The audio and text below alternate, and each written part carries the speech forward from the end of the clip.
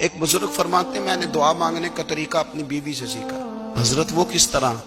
فرمانے لگے میری بیوی نے مجھے کوئی کام بتایا، کچھ پیسوں کی ضرورت کے لیے کہا، تو میں نے اسے کہا کہ بھئی ابھی میرے پاس نہیں ہے، کچھ دنوں میں آتے ہیں تو میں دے دوں گا۔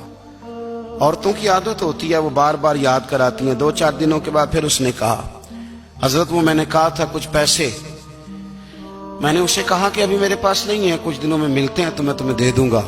اس نے کچھ دنوں کے بعد پھر کہا حضور وہ میں نے کچھ پیسے کہے تھے۔ فرماتے میں نے ڈانٹ دیا، میں نے کہا کہ کیا تو روز مجھے شرمندہ کرتی ہے، کہا نا میرے پاس نہیں ہے، ہوں گے تو دے دوں گا، تو روز یاد کراتی ہے۔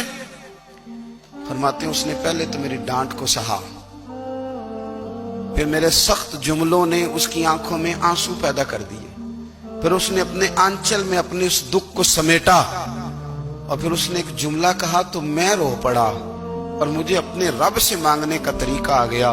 مجھے کہنے لگی حضرت جی آپ نے ڈانٹ دیا، میں نے سہ لیا، پر آپ ہی میرے شوہر ہیں، بتائیں نا آپ سے نہ کہوں تو میں کس سے جا کے کہوں۔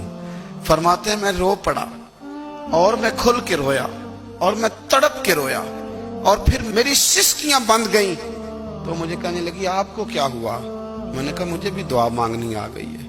جب میں اسے کہوں گا نا اللہ تو ہی میرا رب ہے، میں تجھ سے نہ کہوں تو میں کس سے جا کے کہوں؟